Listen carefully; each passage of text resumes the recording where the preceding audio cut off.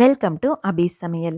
இன்னைக்கு ரொம்ப ரொம்ப சாஃப்டான லேயரான சப்பாத்தி சிம்பிளாக ஈஸியாக எப்படி செய்யலான்னு பார்க்க போகிறோம். இந்த வீடியோவில் சப்பாத்திக்கான நிறைய டிப்ஸ் சொல்லியிருக்கேங்க. வீடியோவை ஸ்கிப் பண்ணாமல் கடைசி வரைக்கும் பாருங்க. நான் இன்னைக்கு எடுத்திருக்க கோதுமை மாவு கடையில் வாங்கினது இல்லைங்க. நாங்களே கோதுமை வாங்கி மிஷினில் அரைச்சி வச்சுருக்கோம். நான் இன்னைக்கு 3 கப் கோதுமை மாவு எடுத்திருக்கேங்க. இது கூடவே 1 கப் ராகி மாவு எடுத்திருக்கேன். உங்களுக்கு ராகி மாவு வேண்டான்னா அதை மட்டும் ஸ்கிப் பண்ணிடுங்க. இப்போ இதில் 1 டேபிள் ஸ்பூன் நல்லெண்ணெய் சேர்த்துக்கிறேன். உங்கள் வீட்டில் நீங்கள் சமையலுக்கு பயன்படுத்துகிற எந்த எண்ணெயாக இருந்தாலும் 1 டேபிள் ஸ்பூன் சேர்த்துக்கோங்க. இதை ஓரளவுக்கு கலந்து விட்டுட்டு தேவையான அளவு உப்பு சேர்த்துருங்க.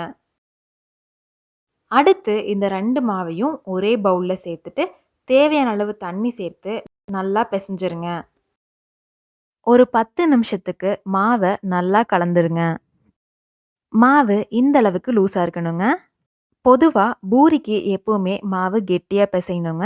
சப்பாத்திக்கு நல்லா லூஸாக பிசையணும். அப்போ தான் சப்பாத்தி சாஃப்டாக இருக்கும். இப்போ பாருங்க, மாவை ஓரளவுக்கு கலந்தாச்சு. இப்போ இதை மூடி வச்சுட்டு அரை மணி நேரத்திலிருந்து 2 மணி நேரம் வரைக்கும் ஊற வச்சிருங்க. இப்போ பாருங்க, மாவை கலந்து வச்சு 2 மணி நேரம் ஆயிருக்கு.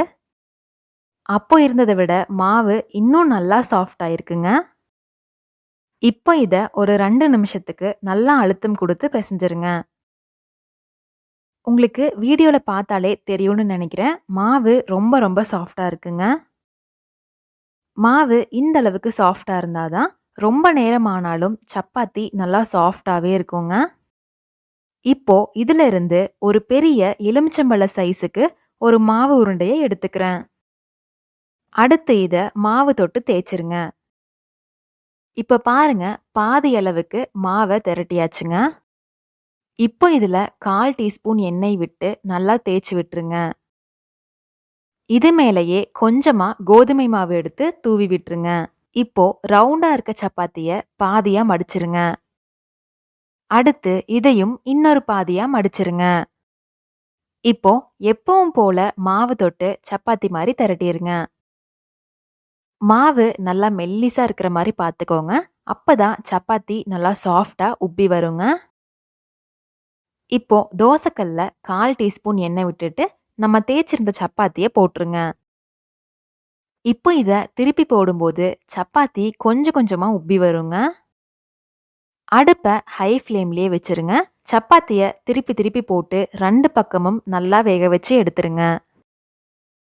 இந்த மாதிரி நீங்க சப்பாத்தி சுடும்போது காலையில சுடுற சப்பாத்தி நைட்டு வரைக்கும் கூட நல்லா சாஃப்டா இருக்குங்க. இப்ப பாருங்க, சப்பாத்தி எவ்வளோ லேயரா அழகா வந்திருக்கு. உங்களுக்கு இந்த வீடியோ ரொம்ப யூஸ்ஃபுல்லா இருந்திருக்கும்னு நினைக்கிறேன். நீங்களும் இந்த டிப்ஸ் எல்லாம் யூஸ் பண்ணி சப்பாத்தி சுட்டு பார்த்துட்டு எப்படி இருந்துச்சுன்னு மறக்காம கமெண்ட்ல சொல்லுங்க. இந்த வீடியோ பிடிச்சிருந்தா லைக் பண்ணிட்டு உங்க ஃப்ரெண்ட்ஸுக்கும் ஷேர் பண்ணிருங்க. மறக்காம அபி சமையல் சேனலை சப்ஸ்கிரைப் பண்ணிருங்க.